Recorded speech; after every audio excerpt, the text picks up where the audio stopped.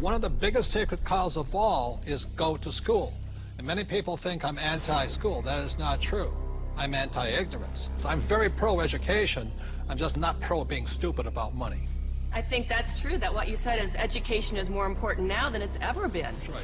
So the problem is that the schools focus just on two kinds of education. There's the academic, which is really important. Reading, writing, arithmetic, you need to have it, that's basic. And the second type of education they give is the professional kind of education. So if you want to be a lawyer or an accountant or a teacher, then you need to go to school and get those certifications. But the one kind of education that's lacking severely in the school system as it stands is financial education.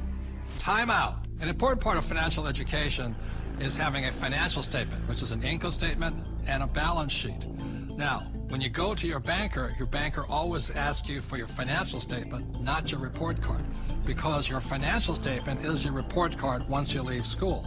Your financial statement will tell you whether or not you're smart with money or not smart with money, because that financial statement is your report card of your financial intelligence. I put on my Facebook one day that we need to teach our children financial education, and I received a comment back from a teacher that said, who's going to pay for it? We're all going to pay for it if we don't start educating our children in school. This is a very hot subject, but our schools are training people to be employees, to work for the rich.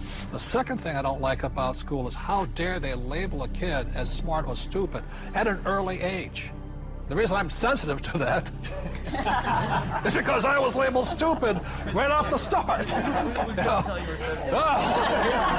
And it wasn't that I was stupid. I was bored and I was not interested, and it was none of the subjects I wanted, and nobody could tell me how I was going to use calculus. I kept asking my teacher, how am I going to use calculus? They couldn't tell me. Are they training to be an employee, or are they training to be street smarts?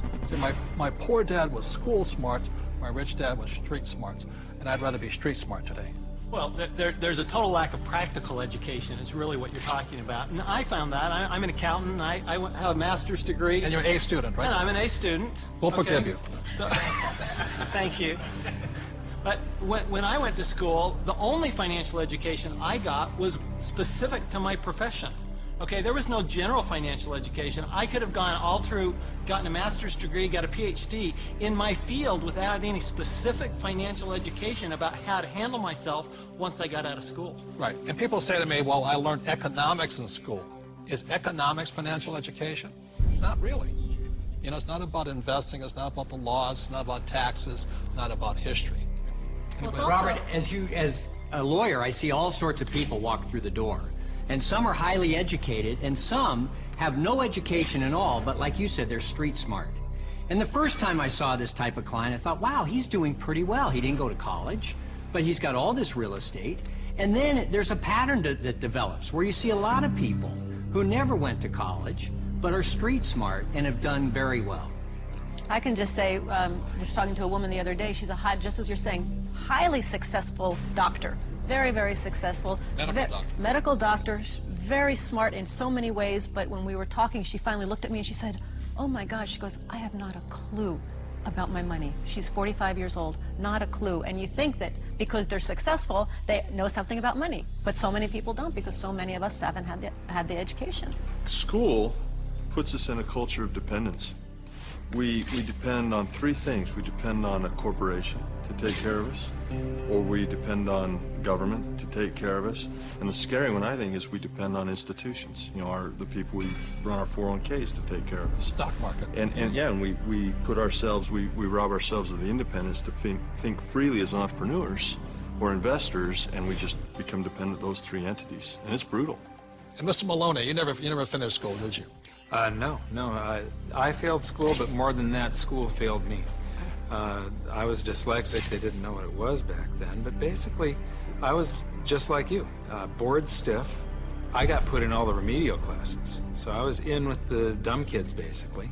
They weren't teaching me anything I wanted to learn or anything that I would ever use in my lifetime. And the reason I bring up Michael, most people agree he's probably the smartest guy on this team. And the problem was, again, what Anita says, there's three kinds of education. There's academic, reading, writing, arithmetic. There's professional, become a doctor, a lawyer, in my case, a pilot. And number three is financial.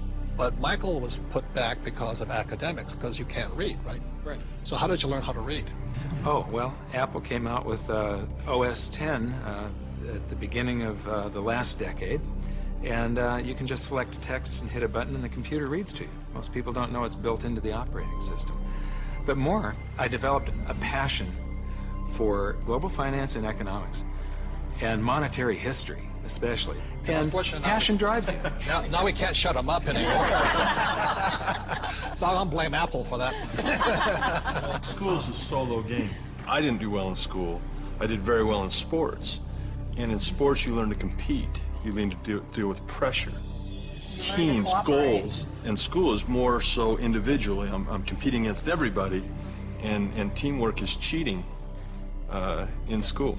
Some of us cheated better than others. And I'll just say last thing about school and money, which is a sacred cow. One of the things that really upsets me about schools and money is this.